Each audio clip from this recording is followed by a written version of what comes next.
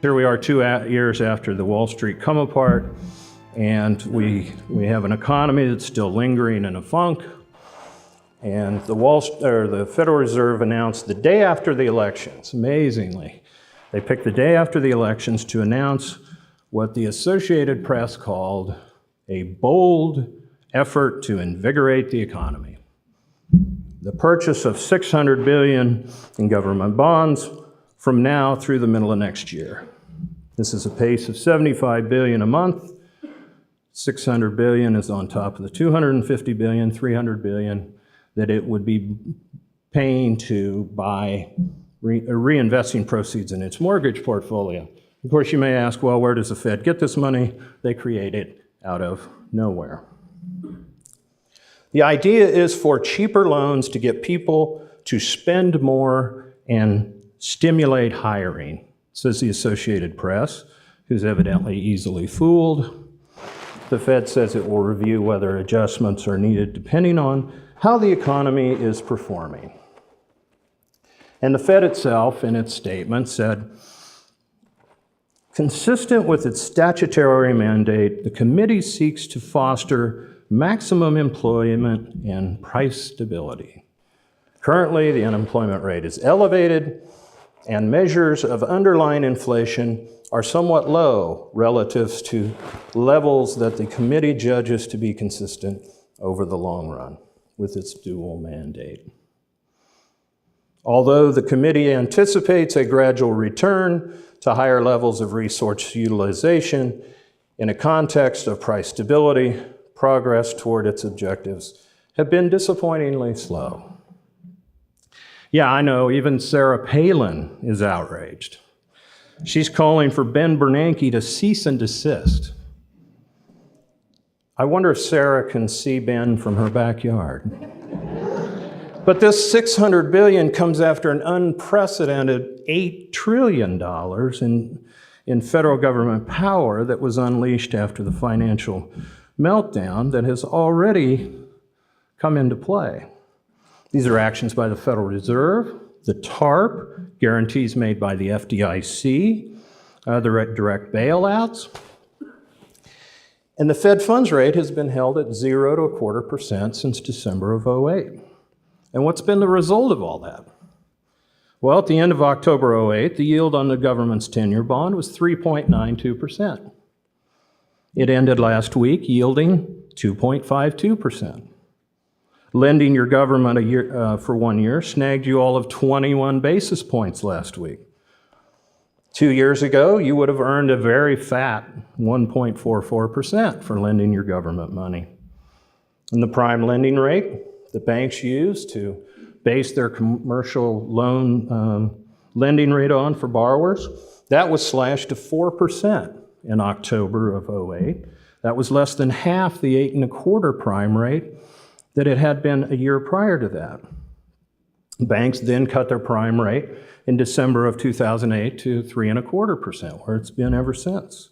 30-year mortgages, they were 6.87% 2 years ago. A couple of weeks ago, the rate was more than 200 basis points less, 4.58. So I've got news for the Associated Press. Interest rates are already down, but banks aren't lending the money, borrowers aren't borrowing it. Total bank loans were down $96 billion at the end of the second quarter, and commercial and industrial loans, C&I loans as they're known, that totaled over $800 billion in 2008, were down to $600 billion in the latest reporting. Now, C&I loans, these are loans that businesses take out for expansion and short-term hiring needs. If businesses aren't borrowing, they probably aren't hiring. Consumers aren't borrowing either. Consumer indebtedness was down $110 billion from just the end of June. Households have slashed $1 trillion in their outstanding consumer debts since the peak of the third quarter of 2008.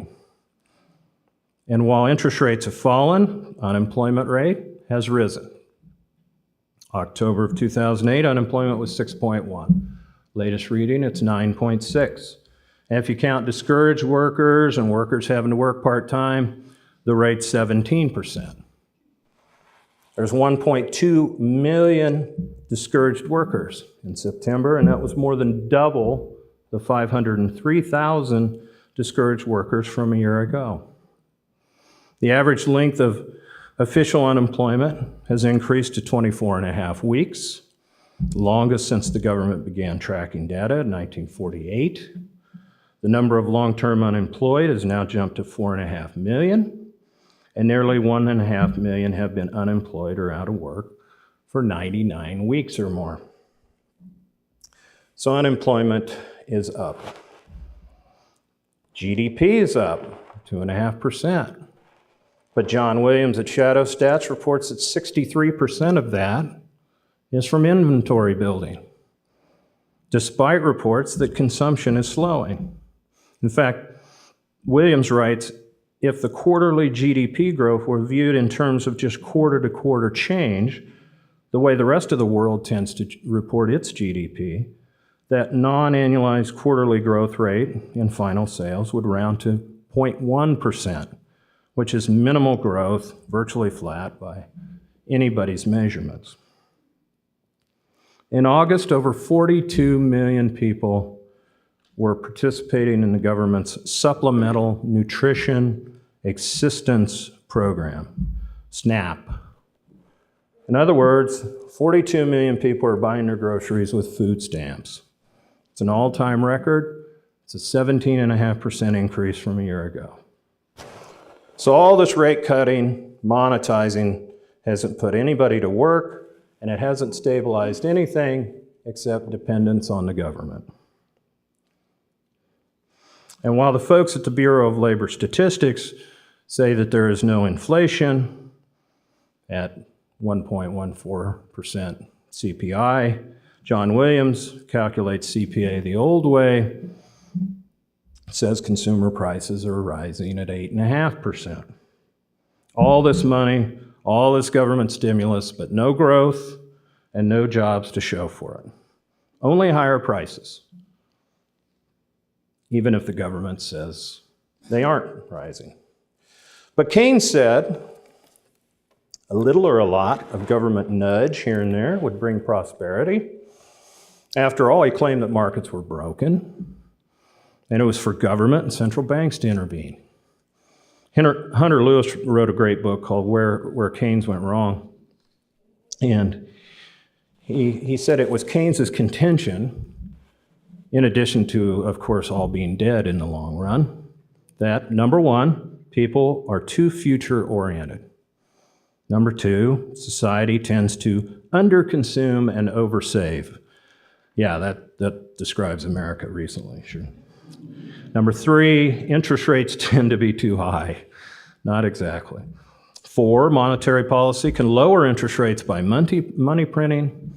And number five, Keynes's core theory, which was unused savings interrupt the flow of money through the economy and lead to unemployment. Unemployment reduces society's income. So the Keynesians contend that it's not a matter of if their policies are going to work, it's only a matter of when and if, when Keynesian monetary stimulus is going to work. And if it hasn't worked already, it's because the Fed hasn't done enough. Nobel Prize winner and Gray Lady columnist and frequent whipping boy on Mises.org, Paul Krugman, well, he's underwhelmed by Bernanke's announced printing. QE2 is meh, he writes. He says 600 billion isn't diddly when you're trying to turn around a $15 trillion battleship. And now if he was King Bernanke, he'd make a, quote, commitment to achieve 5% annual inflation over the next 5 years.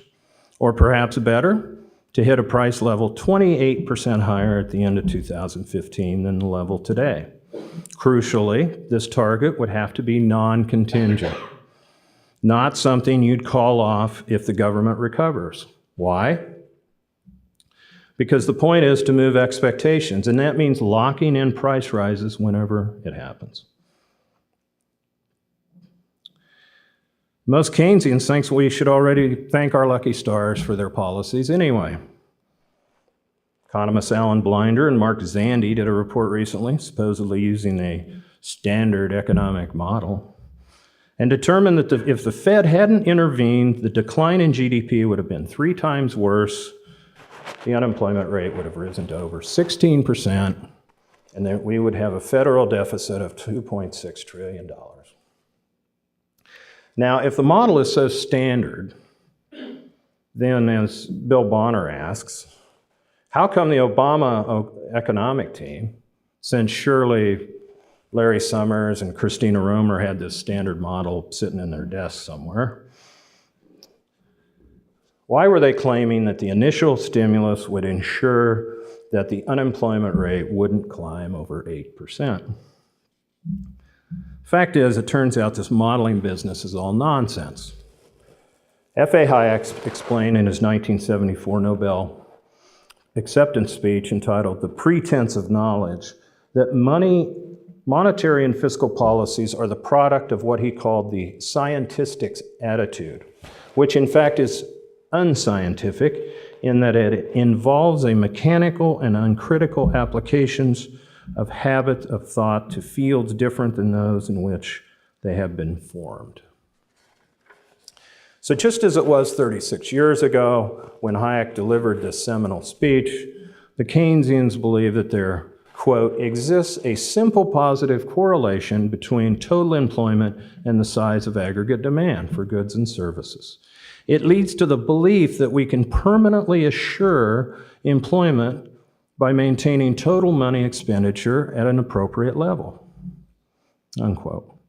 So while Bernanke, with Paul Krugman looking over his shoulder, telling him where to put the paddles and how many volts to shock the patient with, thinks he can crunch the data, make a diagnosis, concoct the right monetary brew, and inject lots of it into us, and we'll be all employed and living happily ever after. The fact is, that's impossible. In the physical sciences, that may work, but as Hayek explains, such complex phenomenon as the market, which depends on the actions of many individuals, all the circumstances which will determine the outcome of a process, will hardly ever be fully known or measurable. The wise ones at the Fed and Treasury are only looking at factors that can be quantitatively measured, and they disregard any factors that can. Thus, they thereupon happily proceed on the fiction that the factors which they can measure are the only ones that are relevant. No single observer can know all the factors determining prices and wages in a well-functioning marketplace. But because policymakers think they know, an almost exclusive concentration on quantitative measurable surface phenomenon has produced a policy which has made matters worse. Hayek said back in 1974, and nothing has changed. James Grant explained in a recent Grant's Interest Rate Observer, he wrote, "The trouble with living authorities in money and banking is the ideas they absorbed in school. For instance, that a central bank can calibrate the rate of debasement and the currency it prints by adjusting the speed in the digital press.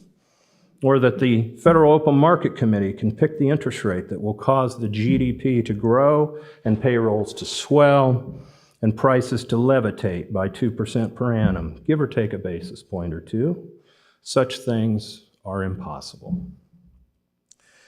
Ben Bernanke presumably thought that cutting the Fed funds rate target to 0 to 1/4 and nearly tripling his employer's balance sheet from $800 billion to $2.2 trillion would put everybody who wanted to be not only back to work, but swiping their plastic for that new big screen, or maybe taking advantage of GM 0% 60-month financing to drive a new Denali off the lot. However, Hayek explains, "It seems to me that this failure of economists to guide policy more successfully is closely connected with their propensity to imitate as closely as possible the procedures of the brilliantly successful physical scientists, an attempt which in our field may lead to outright error." Well, Bernanke and company have been making errors aplenty by endlessly inflating, bailing out dysfunctional firms. And continuing on that theme, the Fed's proposed QE2 bond purchases will come from the middle of the yield curve, with 2/3 of the purchases to be notes with durations from 4 to 10 years, according to the New York Fed. So it's the nation's big banks that will benefit by QE2 as they pay their customers 0 for their deposits, and they buy treasuries yielding 1 to 2%, knowing the Fed has their back. No loan loss reserves must be retained if the bank is lending to Uncle Sam, as opposed to if the bank lends to your cousin Sam to start a business or build a house. So while the Fed thinks more money means more employment, the real result of all this stimulating will be more unemployment, not less. Frank Shostak explains that QET undermines capital formation, and less capital formation, in turn, weakens economic growth. And the poorer people are, the higher their time preferences. So, as he writes, a so-called lowering of real interest rates by means of money pumping is basically an act of diversion of real wealth from wealth generators to various non-productive activities. Hence, contrary to popular thinking, the Fed's attempt to lower the real interest rate, in fact, leads to higher real interest rate.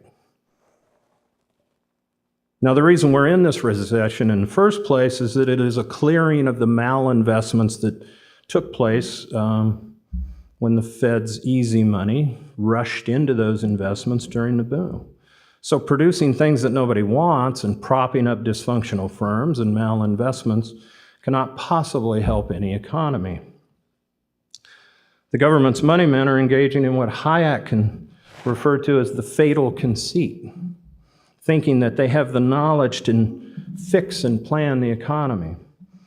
If a man is not to do more harm than good in his efforts to improve the social order, Hayek lectured, he will have to learn that in this, as in all other fields where essential complexity of an organized kind prevails, he cannot acquire the full knowledge which would make mastery of the events possible.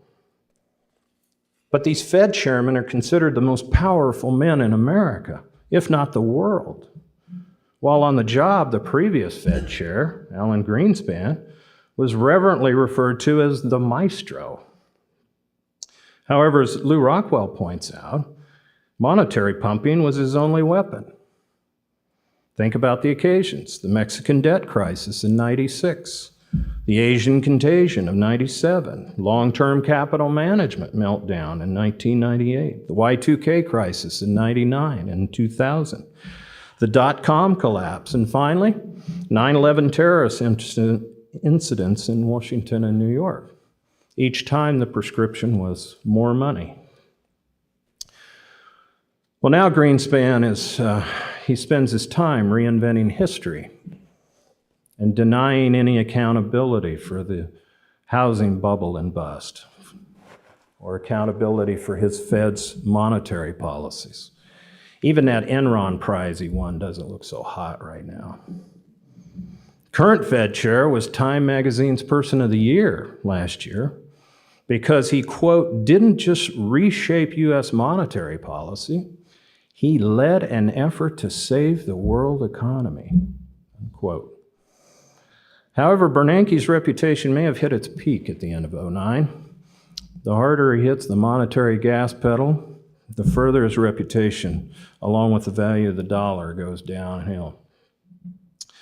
And while the self-confidence of central bankers knows no bounds, there's no telling where the money they create will go or what it will do. Ludwig von Mises wrote, "All monetary policies encounter the difficulty that the effects of any measures taken can never be foreseen in advance, nor their nature and magnitude be determined even after they have been already occurred." Henry Parker Willis wrote in a book called The Theory and Practice of Central Banking back in 1936, he wrote, "No central bank can, by the mere exercise of its credit-granting power, make something out of nothing, or save other banks from the disastrous consequences of their past policy. When a central bank does this, it merely tends to make bad matters worse.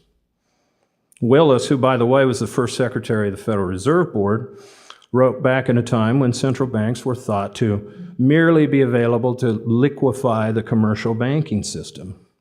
But today, Fed heads and their committees are thought to be benevolent clairvoyants who can wave their magic interest rate wands, growing aggregate demand, and putting the masses back to work. But even back in 1936, Willis foresaw that central banking would become a tool of politicians to placate the discontent of the citizenry. In such cases, Willis wrote, central banking becomes merely an adjunct to a dynasty of political dictators who desire to bring about an artificial redistribution of purchasing power and wealth.